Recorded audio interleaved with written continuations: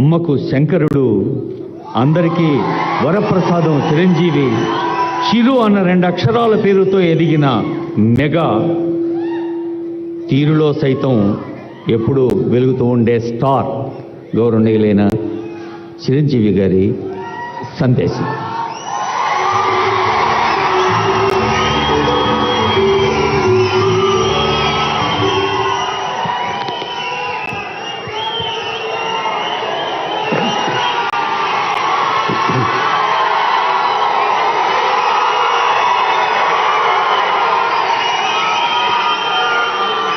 ఎక్కడ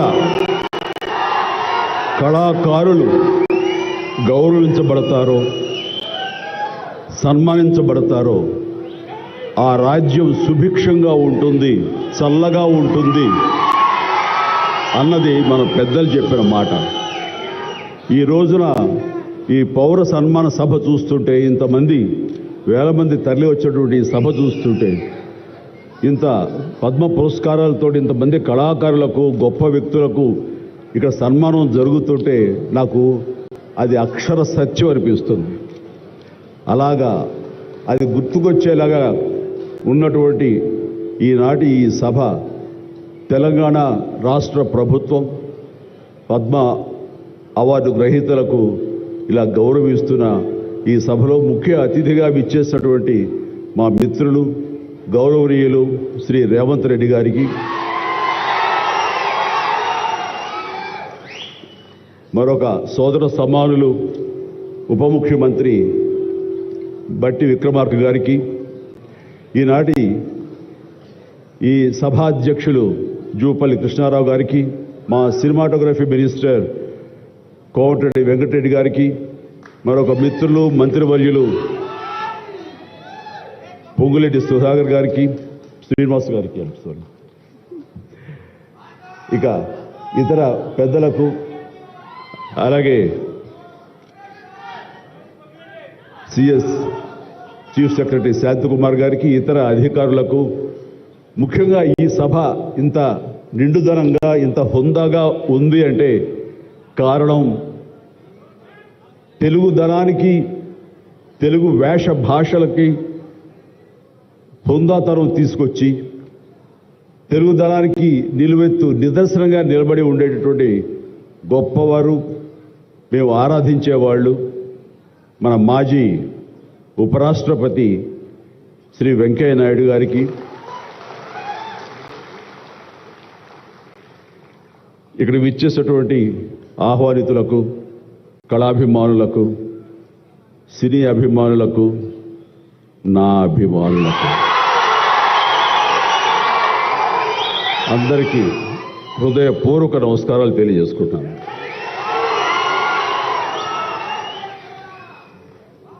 నాకు నిజంగా మా ఇంట్లో అడిగారు, పద్మ విభూషణ్ అవార్డు అనౌన్స్ చేయగానే చాలా ఆనందంగా, ఎంత ఆనందపడుతున్నారు ఏంటంటే, నిజంగా పద్మభూషణ్ అవార్డు వచ్చినప్పుడు నాకు ఉన్న ఆనందం అంతా ఇంత కాదు. కానీ ఇన్నేళ్ల తర్వాత ఇప్పుడు ఈ పద్మ విభూషణ్ అవార్డు వచ్చినప్పుడు నిజంగా అంత ఉత్సాహం లేదు. ఏదో వచ్చింది, సంతోషం, గౌరవంగా స్వీకరించాలి, ఎంత ప్రజాభిమానం అని అనుకుంటూ ఉన్నాను. కానీ ఆ తర్వాత తరలి వచ్చేటువంటి వివిధ ప్రాంతాల నుంచి మనుషులు కానివ్వండి, వ్యక్తులు, అభిమానులు, సినిమా పరిశ్రమ నుంచి కానివ్వండి, రకరకాల అసోసియేషన్స్ కానివ్వండి, అలా ఎంతోమంది రాజకీయ ప్రబుద్ధులు కానివ్వండి, అందరూ గత వారం రోజులుగా ఎడతెరిపి లేకుండా వాళ్ళు ప్రశంసలు కురిపిస్తున్నారంటే ఆ ఆనందం ద్విగుణీకృతమైంది. ఎంతో ఉద్వేగానికి, ఎంతో ఇది అన్నది. అవార్డు ఇవ్వని అభిమానం, అవార్డు ఇవ్వని ఉత్సాహం, ప్రోత్సాహం మీ కరతాళ ధ్వనుల ద్వారా, మీ ప్రశంసల ద్వారా ప్రతి ఒక్కళ్ళు మనసారా ఆశీర్వదిస్తుంటే, చాలు ఈ జన్మ, ఇది పూర్వజన్మ సుకృతం, ఎప్పుడో చేసుకున్న పుణ్యఫలం, మా అమ్మానాన్నలు వాళ్ళకి జన్మించేందుకు వాళ్ళు చేసిన పుణ్యఫలం నాకు ఈ విధంగా సంక్రమించిందంటూ నేను నిజంగా మనసు స్పందించి అలా భావిస్తాను. అదే మీ ముందు ఉంచుతున్నాను. ఇక నాకు తెలిసి ప్రప్రథమంగా అవార్డులు అనౌన్స్ చేసిన వెంటనే ఒక ప్రభుత్వం స్పందించి వారికి ఈ రకంగా సన్మానం చెయ్యాలి అనే భావం రావటం అన్నది బహుశా ఎప్పుడు జరగలేదు. ఇదే మొట్టమొదటిసారి జరిగింది. దానికి ప్రధానమైన కారణం యువకులు, డైనమిక్ లీడర్ మన ముఖ్యమంత్రి రేవంత్ రెడ్డి గారు, అలాగే వాళ్ళ సహచర మంత్రి వర్యులు వీళ్ళందరూ ఒక్కడిగా అనుకుని స్పందించిన మనసుతోటి మన వాళ్ళని మనం గౌరవించుకోకపోతే ఎలాగ గౌరవించుకోవాలంటూ అన్నది నిజంగా చెప్తాను. సభాముఖంగా వారికి నా హృదయపూర్వక ధన్యవాదాలు తెలియజేస్తాను. అంటే సన్మానాలకి ఇక్కడ నేను కానీ మన వెంకయ్యనాయుడు గారు కానీ ఇతర పద్మ అవార్డీస్ కానీ ఎవరు కొత్త ఏం కాదు. వాళ్ళు రకరకాలుగా విధాలుగా వాళ్ళు సన్మానించబడుతూ ఉంటారు. కానీ సరిగ్గా ఇలాంటి సమయంలో ప్రభుత్వం ముందుకు రావడం అన్నది వారు ఈ కళాకారులకి, కళలకి వారు ఇస్తున్న ప్రాముఖ్యతకి నిజంగా మనస్సు స్పందించి నేను నా అభినందనలు తెలియజేస్తున్నాను. ఇందులో భాగంగా నిన్న మొన్న ముఖ్యమంత్రి గారు అనౌన్స్ చేశారు. ఇక్కడ నంది అవార్డ్స్ అనేవి ఒకప్పుడు ఇస్తూ వచ్చాము. నంది అవార్డ్స్ అన్నది తర్వాత అదేదో గత చరిత్రలాగా అయిపోయి మాకు అందరికీ చిన్న డిసప్పాయింట్మెంట్ ఉంది అటు ఇరు రాష్ట్రాల్లో కూడా. అరే కళాకారులు ఇంత నెగ్లెక్ట్ చేస్తున్నారు, ఇంత నిర్లక్ష్యపరుస్తున్నారు, ఎందుకు ఉత్సాహపరచట్లేదు? అది పెద్ద గొప్ప విషయం కూడా కాదు అది. అండ్ అది ఇస్తే కనుక చాలామంది చాలా ఉత్సాహం ఉంటుంది. ఆ ప్రోత్సాహంతో మరింత ముందుకెళ్తారు. తద్వారా ఎన్నో సినిమాలు కానీ, నాటకరంగం కానీ ఇవన్నీ అభివృద్ధి చెందుతాయి. తద్వారా ఎంతోమందికి ఎంప్లాయ్మెంట్ కానివ్వండి, ఎంతోమంది ప్రోత్సాహం కళాకారులు ఇంకొంచెం రావడం కానివ్వండి. ఆ రకంగా ఈ రోజు చూస్తే కనుక మన సినిమాలు ప్రపంచవ్యాప్తంగా ముందుకెళ్తున్నాయంటే అలాంటి ప్రోత్సాహం, అలాంటి ఉత్సాహం ఉండబట్టే. సో ప్రభుత్వ పరంగా కూడా అలాంటివి ఉంటే కనుక ఇది మరింత ముందుకెళ్ళడానికి అవకాశం ఉంది. అది గుర్తెరిగి ఈ రోజున ఆ అవార్డులు మళ్ళీ మనం రెజ్యూమ్ చేస్తాం, మళ్ళీ తిరిగి మళ్ళీ ఇస్తామని ఆ నిర్ణయం తీసుకోవటం, దానికి పేరు ప్రజాగాయకుడు. జీవితం అంతా కూడా రెవల్యూషనరీగా మార్పు తీసుకురావాలని ప్రయత్నించే నిరంతర శ్రామిక కళాకారుడు శ్రీ గద్దర్ గారు. గద్దర్ గారి పేరున అవార్డులు ఇవ్వటం అన్నది ఎంతో సముచితం, ఎంతో ఆనందం, ఎంతో ముదాహం. అలాంటి నిర్ణయం తీసుకున్నటువంటి మా ముఖ్యమంత్రి రేవంత్ రెడ్డి గారికి, వారి సహచర్యులకి నేను మనస్ఫూర్తిగా నా హృదయ ధన్యవాదాలు ఈ సభాముఖంగా తెలియజేస్తున్నాను. అండ్ ఇక్కడ నాకు ఈ అవార్డు రావడం ఆనందం, కానీ ఆనందం మరింతగా ఉండటానికి కారణం మేము చిన్నప్పటి నుంచి ఎంతో అభిమానించి ఆయన్ని చూసుకుని ఇన్స్పైర్ అయ్యాం. వారే స్టూడెంట్ లీడర్గా ఉండి జయాంధ్ర కోసం అప్పట్లో స్టీల్ ప్లాంట్ కోసంగా ప్రయత్నం చేసినటువంటి వెంకయ్య నాయుడు గారు. ఆయన వైజాగ్ కాలేజీలో యూనివర్సిటీలో ఆయన స్టూడెంట్గా ఉన్నప్పుడు ఆయన ఇచ్చిన పిలుపుకి ఎక్కడో నర్సాపురంలో ఉండే మేమందరం స్పందించి స్ట్రైక్ చేయడం అనేది జరిగింది. ఆ రోజు నుంచి కూడా మాకు ఒక లీడర్ లాగా, మా నాయకుడిలాగా ఆయన మేము భావిస్తూ వచ్చి నన్ను అలాగా మేము ఎదిగాం. ఆయన అప్పటి నుంచి అబ్జర్వ్ చేస్తూనే ఉన్నాను. ఆయన వాగ్ధాటికి నేను పెద్ద ఫ్యాన్ని. ఆయన మాట్లాడే మాటలు అలాగా నోరు వెళ్ళగట్టి చూస్తుంటాను. ఇప్పుడు కూడా అదే ఎదురు చూస్తాను. ఆయన ఎంత ఓపికగా మాట్లాడతారో తెలియదు, కానీ డెఫినెట్గా అలరిస్తారంటూ ఎలాంటి సందేహం లేదు. సో ఆ రోజు నుంచి ఈ రోజు వరకు కూడాను ఆయన రాజకీయంగా ఒక హుందాతనంతో రియల్ స్టేట్స్మెన్ ఇన్ పాలిటిక్స్ అన్నది ఆయన నిర్మాణాత్మకంగా అలా ముందుకెళ్తూ ఈ రోజున అత్యున్నతమైన పొజిషన్ మాజీ ఉపరాష్ట్రపతిగా ఆయన నిర్వహించి తన బాధ్యతలు చేశారు. కానీ ఆయన ఎప్పుడూ మదనపడుతుంటారు. నాతో కూడా ఆయన షేర్ చేసుకున్నారు. రాజకీయాలు రాను ఇలాగా దుర్భాషలతోటి, వ్యక్తిగత విమర్శలతోటి ఇలా దిగజారిపోతున్నాయి చిరంజీవి గారు. ఇది కాదు, ఇది ఆ హుందాతనం ఉండాలి. ఉండి కూడా ఎన్ని సాధించాం మేము. అది ఇదవుతున్నట్టు ఎంత మదన పడుతున్నారంటే వన్ కూర్చున్నప్పుడు ఆయనతో నాతో చెప్పినప్పుడు ఇప్పుడు కూడా అలాగే అయిపోతుంది. అలా అవ్వకుండా ఉంటే బాగుంటుంది అంటే, అలాంటి అవ్వకుండా ఉంటే బాగుంటుందన్న ప్రయత్నంలో నేను కూడా మిమ్మల్ని ఇన్స్పిరేషన్గా తీసుకుని నేను వెళ్ళినవాడేనండి. కానీ ఆ ధాటికి, ఆ మాటలకి, మాట పడటం, మాట అనటం ఇది నా వల్ల కాదు, మీలాగనే. కాబట్టి నేటి రాజకీయాల్లో మనం అన్ఫిట్ అంటారా, లేకపోతే మనలాంటి వాళ్ళు ఇలాగా ఎగైన్ ప్రతిసారి ప్రతి చోటని చెబుతూ ఉంటే ప్రజలు వాళ్ళు మోటివేట్ అయ్యి అలా దుర్భాషలాడి రాజకీయంగా వ్యక్తిగతంగా విమర్శ చేసే వాళ్ళని కానీ తిప్పి కొట్టగలిగితే ఖచ్చితంగా మీరనుకున్నది నేను అనుకున్నది జరిగి తీరుతుందండి. ఒక వాజ్పేయి గారు ఆ రోజుల్లో స్టేట్స్మెన్ అంటారు. ఆయనలాగా మళ్ళీ అంత హుందాతనం మళ్ళీ మనం ఈ రోజున మనం వెంకయ్యనాయుడు గారిలో చూస్తున్నాం. అయితే ఆయన రాజకీయంగా కొంచెం విశ్రమించారు కాబట్టి ఈ రోజున ప్రజలే ఆలోచించుకోవాలి. అలాగా నోరు జారే వాళ్ళని, దుర్భాషలాడుతూ వ్యక్తిగత విమర్శలు చేసే వాళ్ళని తిప్పికొట్టే విధంగా నిర్ణయించే శక్తి మీకే ఉన్నది, మీరే నిర్ణయించుకోవాలని చెప్తున్నాను. ఈ రోజున రకరకాల రంగాలకు సంబంధించినటువంటి గొప్ప గొప్ప వ్యక్తులు వాళ్ళు మనకు గుర్తింపు వస్తున్నా రాదా అని కాదు, అది వాళ్ళ ఇంట్రెస్ట్ కొద్ది. ఈ రోజున ఇక్కడ ఒక్కొక్కరు శిల్పకళాకారులు ఉన్నారు, అలాగే కొన్ని art forms of village rural సంబంధించిన వాళ్ళు ఉన్నారు, సమయ గారు ఇట్లాగా అలాగే రకరకాల కవులు ఉన్నారు. వీళ్ళందరూ కూడాను ఆ పని చేసుకుంటూ వెళ్ళిపోయి అదే మా జీవితం, అదే మా ధ్యేయం అంటూ అలా ముందుకు వెళ్ళిపోయే దీంట్లో ఈ రోజున ప్రభుత్వాలు గుర్తించి వాళ్ళకి పద్మశ్రీ అవార్డులు ఇవ్వటం అన్నది, పద్మ అవార్డులతో గౌరవించుకోవడం అన్నది ఈ సందర్భంగా నేను వాళ్ళ గుర్తించినటువంటి భారత కేంద్ర ప్రభుత్వానికి నేను మనస్ఫూర్తిగా నా అభినందనలు తెలియజేస్తాను, నా సంతోషాన్ని వ్యక్తపరుస్తాను.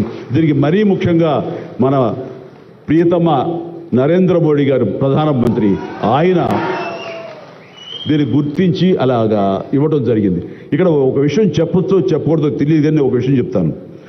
మధ్యాహ్నం నాకు అవార్డు మీకు ఇవ్వాలనుకుంటున్నాము, మీకు మీ కన్ఫర్మేషన్ కానీ మీ యొక్క ఆమోదం మాకు తెలియాలంటూ హోమ్ డిపార్ట్మెంట్ నుంచి ఫోన్ ఇచ్చినప్పుడు ఒక షాకు లోన్ అయ్యాను. అప్పటికి ముందు నుంచి స్పెక్యులేషన్స్ ఉన్నాయి కానీ నాకు ఇవన్నీ కూడా వస్తాయి లేవో అనే దాని మీద ఎప్పుడో మీమాంస ఉండేది నాకు. వాళ్ళు చెప్పగానే సంతోషించాను. సో ఈవినింగ్ ఎన్నింటికి వస్తుందని వాళ్ళు 6-7 o'clock వస్తుంటే అప్పటి నుంచి చాలా టీవీలు ముందు కూర్చున్నాను. సో కొంతసేపు చూసేసరికి రాలేదు ఆ వచ్చినాయి అని గబగ నేను సర్దుకొని కూర్చుంటే ముందు పద్మశ్రీ అవార్డులు ఒక 34-36 వచ్చినాయి. ఆ తర్వాత నెక్స్ట్ మందే కదా అనుకుంటూ అందరూ శ్రద్ధగా రెండు పిల్లలు గొడవ చేయకుండా కూర్చోండి రే ఇష్యూగా నా పేరు వస్తుంది అంటే కూర్చాను. అరగంట అయింది రాలేదు, గంట అయింది రాలేదు, గంటన్నర అయింది. ఓరి బాబు ఏంటిది, ఏదైనా మళ్ళీ ఏమైనా మారుస్తారా, మనకి వచ్చే అవకాశం లేదని చిన్న మీమాంసలో ఉన్నారు. ఆ తర్వాత వచ్చిందనుకోండి, ఆ తర్వాత ఇదే డౌట్ నేను మన వెంకయ్యనాయుడు గారి ఇంటికి నేను వెళ్ళి ఆయన గౌరవంగా ఆయన సన్మానించుకున్నప్పుడు ఆయన ముందు చెబితే ఇదంతా కూడా నరేంద్ర మోడీ గారు ఒక ఆలోచన అండి. పద్మశ్రీ అవార్డులు చాలా బడుగు బలహీన వర్గాలకు సంబంధించినటువంటి చిన్న స్థాయి కళాకారులకు వచ్చింది. ఒకేసారి వెంకయ్యనాయుడు గారి పేరు, చిరంజీవి పేరు, పద్మ సుబ్రహ్మణ్యం పేరు, వైజయంతిమాల బాలి పేరు వస్తే కనుక అది సుస్పష్ట, అది ప్రముఖంగా వేసేస్తారు. అలా వేసినప్పుడు వీళ్ళ గురించి ఎవరు చెప్పుకుంటారు? కాబట్టి వీళ్ళ గురించి చెప్పుకోవాలి అంటే గంటన్నర టైం మధ్యలో గ్యాప్ ఇవ్వండి. గంటన్నర వరకు వాళ్ళ గురించి చర్చ జరుగుతుంది. వాళ్ళు ఎవరు అంటారు, ఇక్కడ సమ్మయ్య ఎవరు, ఆచార్య గారు ఎవరు, ఇలా పేర్లని చెప్పుకుంటూ వాళ్ళ గురించి ఆలోచిస్తారు, చర్చించుకుంటారు. వాళ్ళకి గుర్తింపు వస్తుంది. అది రిజిస్టర్ అయిన తర్వాత దెన్ చిరంజీవి వెంకయ్యనాయుడు గారు డబ్బు ఇష్టం అన్నారు. అది నిజంగా గొప్ప ఆలోచన, గొప్ప ఇది. వారి గురించి తెలుసుకున్న తర్వాత నాకు నరేంద్ర మోడీ గారి మీద గౌరవం మరింత పెరిగింది ఆయన ఆలోచించి.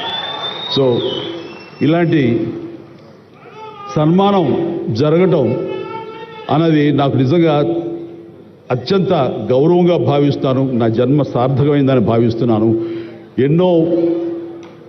ఎన్నో కార్యక్రమాలు చేశాను. ఇది సినిమాల్లో రాణించిన కూడా సినిమాల్లో ఎంతో ప్రథమ స్థానంలో ఎన్నో సంవత్సరాలు దశాబ్దాలుగా ఉండటమే కాకుండా ఆర్టిస్ట్కి సామాజిక బాధ్యత, సామాజికటువంటి సేవ చెయ్యాలి అని నేను అనుకోను కాదు, ఏమీ కాదు, నాకు అనిపించి నా అభిమానులు అందరూ కలిపి వాళ్ళు ఎంతసేపటికి సినిమా థియేటర్లకో వాల్ పోస్టర్లకో పాలాభిషేకాలకో వీటి కొట్టుకోవడాలు వీటికి ఉండేటటువంటి కల్చర్ని మనం మార్చాలి అనే ఉద్దేశంతో వీళ్ళందరూ శక్తివంతులు. ఇలాంటి శక్తిని అన్గైడెడ్ మిస్సైల్లా ఉండకుండా దీని అన్నింటి ఛానలైజ్ చేస్తే కనుక వీళ్ళ చేత సత్కార్యాలు మనం చేయించుకోవచ్చు అనే భావం నాకు లేట్ 90s వచ్చింది. అందులో భాగంగా ఆ రోజున బ్లడ్ దొరకక ఎంతోమంది మరణిస్తున్నారని తెలిసిన తర్వాత ఇంతమంది ప్రజానీకం ఉండి కేవలం బ్లడ్ అనేది హాస్పిటల్లోనో లేకపోతే ఫార్మస్యూటికల్స్లోనో దొరకదు మనకి. అది మనిషి ఇంకో మనిషికి ఇస్తేనే దొరుకుతుంది. అలాంటిది మనుషుల్లో ఇన్స్పైర్ చేయక వాళ్ళు స్పందింపచేసే విధంగా ఎవరు ముందుకు రాక జరుగుతుంది. కాబట్టి నేను ఎందుకు చేయకూడదు? నా అభిమానులు అనేవాళ్ళు ప్రాణం ఇస్తామంటారు. ప్రాణం వద్దు, రక్తం ఇవ్వండి,